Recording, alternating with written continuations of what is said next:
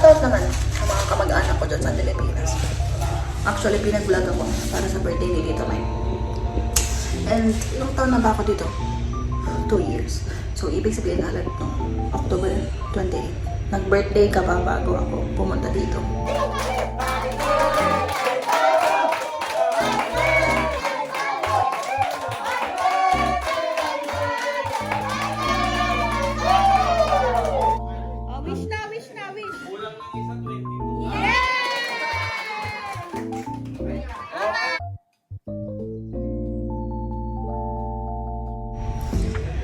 So, ang na-miss ko lang ng birthday mo ay 2024 at 2025. Pag naisip kita, naisip ko din yung mga unang years ko na nagtrabaho sa buong buhay ko. Ano nga ba yung mga yun? Mga naalala ko. Ito yun.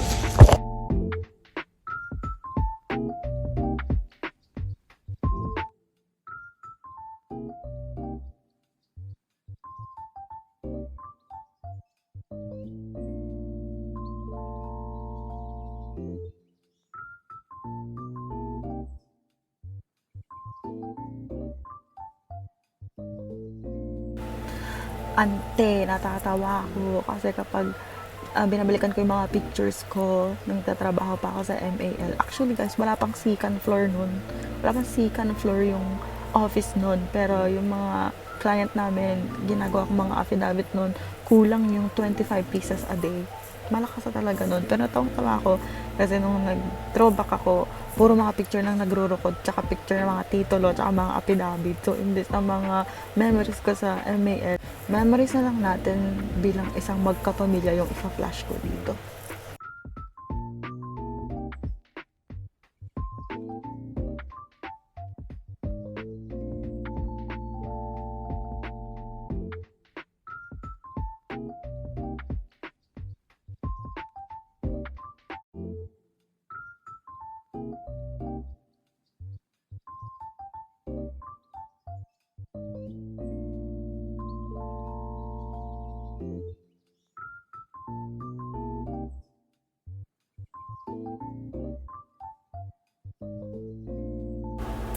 So yun, Tito Mike, wala naman akong ibang gusto kundi yung makakabuti sa'yo, more blessings to come, and I hope maging healthy ka, alagaan mo sarili mo, make sure na hindi ka mamamatay ng maaga, okay?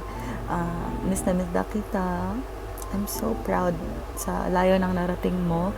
May second floor na ang MAL, may second floor na. Just how I wish na abutan ko yung second floor na yan, pero I hope na pag nagkita tayo or pag nag-for good ako, maging secretary mo pa din ako, or if not, maging arbab ako, gawin mo akong shareholder ng MAL, ganon. So just know na kahit na 2 years na ako dito, hindi ko pa rin nakakalimutan yung format ng affidavit, deed of sale, deed of donation, super easy. Happy birthday, more birthdays to come, more blessings to come. And I hope to see you soon. I miss you so much. Lagi kang mag-iingat dyan. God bless you. Dahil nagiging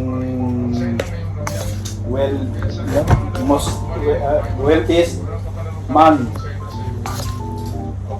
Sa Malayet. So,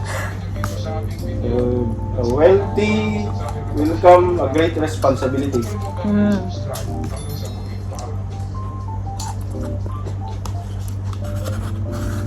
Hindi naman yan message. So, sa birthday mo,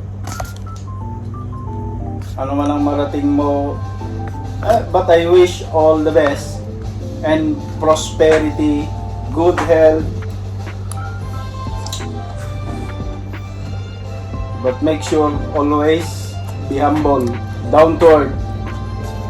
Pagka nararamdaman na ni Mike, nararamdaman mo na Mike na people are against you, then pray and reflect to yourself. But I can see you both Beth and you is change. Tagal naman. Parang Wala nang away-away. So, wow, very good talaga.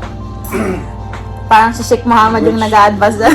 which I wish many times before. Anyway, good luck, God bless, and many more birthdays to come. You are my brother. You are my inaanak. Always pray to God. Happy birthday, sabi mo naman. Birthday. Happy birthday.